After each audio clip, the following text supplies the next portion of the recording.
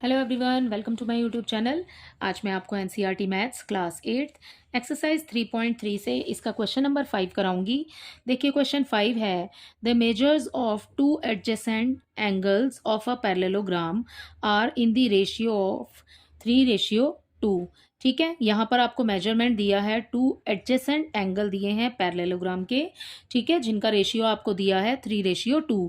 Find the measure of each of the angle of the parallelogram. आपको यहाँ पर हर एक एंगल का मेजरमेंट बताना है। ठीक है, देखिए पहले सबसे पहले हम एक फिगर बना लेते हैं पैरेललोग्राम का।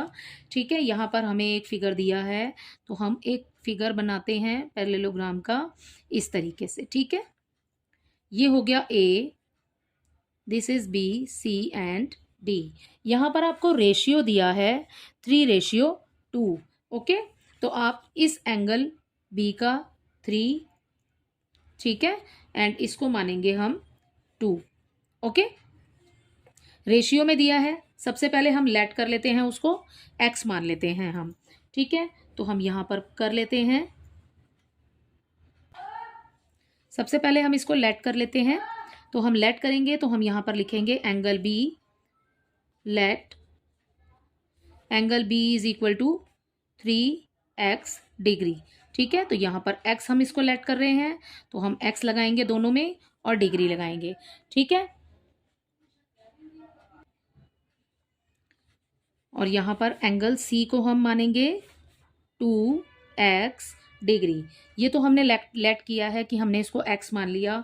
आपको यहाँ पर रेशियो दिया है 3:2। ठीक है, अब आपको बोला है इस क्वेश्चन के अकॉर्डिंग आपको एडजेसेंट एंगल देखने हैं। तो हमने इसी लाइन पर क्यों लिए दोनों नंबर? क्योंकि जो एडजेसेंट एंगल होते हैं वो एक ही लाइन पर बने हुए कोण होते हैं, एंगल्स होते हैं जो एक ही लाइन पर बनते हैं, और जो इनका टोटल मेजरमेंट होता है वो होता है 180 डिग्री। ठीक है, तो sum of two angles is equal to 180 degree. तो यहाँ पर आप लिखेंगे angle B plus angle C is equal to 180 degree. तो हमने कौन सी प्रॉपर्टी यूज की है? यहाँ पर हमने यूज किया है सम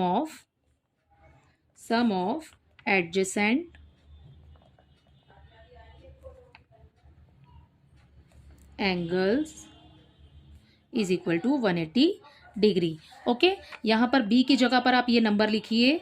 बी के लिए हम लिखेंगे यहाँ पर 3 प्लस 2 के लिए हम यहाँ पर लिखेंगे एक्स भी लगाएंगे साथ में, और सी के लिए हम यहाँ पर लिखेंगे 2x degree is equal to 180 degree. Right, इन दोनों को प्लस कीजिए, ये आ गया 5x। ओके, ये हो गया 180 डिग्री।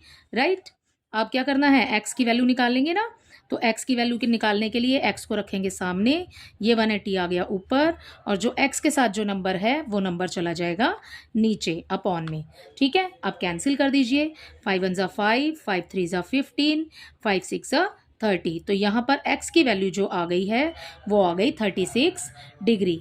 ठीक है, तो x की वैल्यू 36 आ गई। यहाँ पर हमने लेट क्या किया था, 3x। हमने b को क्या माना है, angle b is equal to 3x माना था हमने। तो x की जगह पर अब आप 36 लिखेंगे, तो मल्टीप्लाई किया और उसके साथ में आपने 36 लिखा। ठीक है, अब मल्टीप्लाई करेंगे, 3 की मल्टीप्लाई पहले 6 से, 3 6 ज़ा 18, 3 3 ज़ा 9 एंड 1 10। ठीक है, तो यहाँ पर आ गया 108 डिग्री। तो b की जो वैल्यू है वो हो गई 108।